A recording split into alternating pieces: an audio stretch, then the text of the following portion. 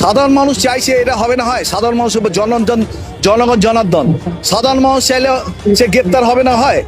তাকে সেলিব্রিটির জন্য একটা ছেড়ে রেখে দিয়েছিল, তার ভাবমূর্তির জন্য সেই জন্য ক্ষমা চায় সাধারণ মানুষের কাছে, তার জন্য তাকে ছেড়ে দিয়েছিল। তো এখনো যখন ও ক্ষমা চায়নি, তাকে 48 ঘন্টা গ্রেপ্তার করবে, এটুকু আপনাকে কথা দিলাম। শুনুন, এটা তো আমার ভারতবর্ষ, আমাদের একটা সংবিধান আছে, সেই সংবিধানটা এমনভাবে তৈরি হয়েছে, সংবিধানটা ভাঙা খুব মুশকিল। তো সেই সংবিধানের মধ্যে দিয়ে প্রশাসন এবং আমাদের সেই সংবিধানে তৈরি করে প্রধানমন্ত্রী এবং আমাদের মুখ্যমন্ত্রী এদেরকে যদি কোনো কুরুচির কথা বলে, তার একটা অ্যাকশন আছে, শুধু তাকে মানে সহানুভূতির দ্বারা ছেড়ে রেখেছিল। যখন জনগণ এরকম করে উত্তাল হয়েছে, তখন তাকে অ্যারেস্ট করবে, এটুকু বললাম। শুনুন, এই ককরোচ, আরশোলা, ছারপোকা, এরা যেমন নর্দমায় দেখবেন অনেক পচা জল লাগান পকে যাবে, মানে ছোট ছোট পোকা হবে।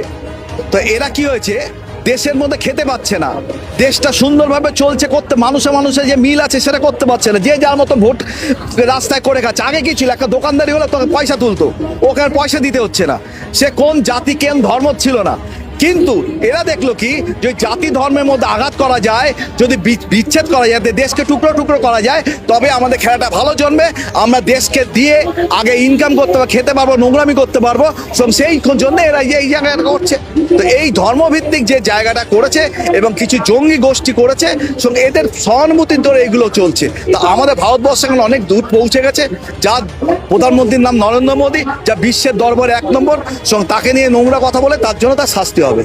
আপনাকে আমি এটা বলি, সোশ্যাল মিডিয়ায় যদি একজন দেখাতে পারেন যে ছাত্রকে আমরা কি জানি, বই খাতা এবং দেখলে বোঝা যায় কে ছাত্র, কে ডাক্তার, তাদের প্রত্যেকে একটা সিম্বল আছে, কে উকিল।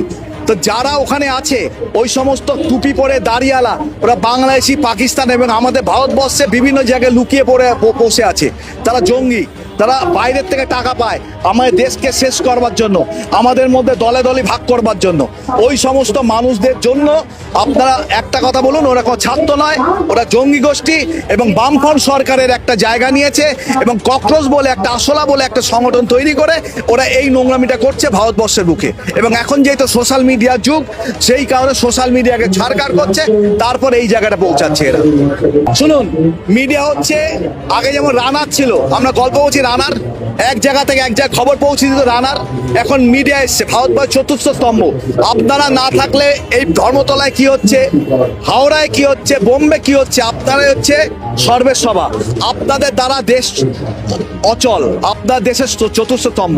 তো আপনারা অরিজিনাল ঘটনা যখন তুলে ধরবেন, তাহলে তো মানে মুখোশটা খুলে যাবে। তা আপনাদের চেষ্টা করেছি আপনার মুখোশটা মানে যেন না খুলতে পারেন, না ভিডিও করতে পারেন, না ছবি করতে পারেন, না খবর করতে পারেন, তার জন্য আপনি আক্রমণ করেছে এবং আপনি নোংরা কথা বলেছে এবং মিডিয়ার অনেক ক্যামেরা ভেঙে দিয়েছে এবং মিডিয়াদের লাথি অনেক কিছু মেরেছে। আমি প্রত্যেক সাংবাদিক বন্ধুকে বলি, আপনারাও একত্র হন, একত্র হয়ে যারা এই সমস্ত কাজ, তার বিরুদ্ধে এফআইআর করুন। আমি কথা দিচ্ছি, আপনাদের 2-1 দিনের মধ্যে অ্যাকশন হবে। আপনার মিডিয়া হিসেবে একটা আন্দোলন করুন, একটা চিঠি জমা দিন, আমি সামনে থেকে তাদেরকে সেই দায়িত্ব নেব। বিরোধী দল বলতে আমরা এটা লজ্জা বিষয় লাগে আর কি। দেখুন, 15 বছর শাসন করেছে তৃণমূল সরকার।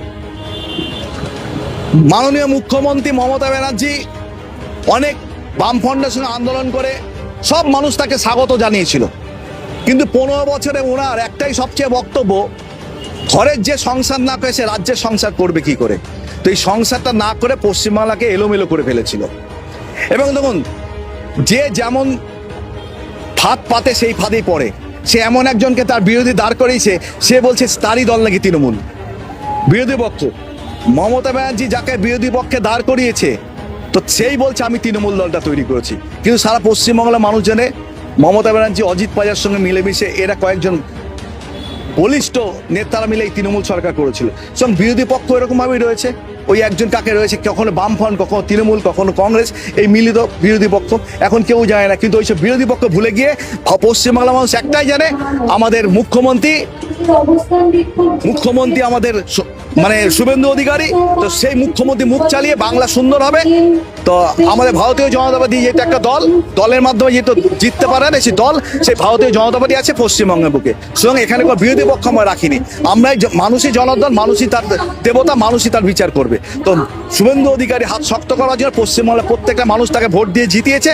তো সেই ভোটেই আজকে এগিয়ে যাবে। আমি হচ্ছে গৌতম ঘোষ, সাংবাদিক, অখিল ভারত হিন্দু মহাসভা স্টেট প্রেসিডেন্ট।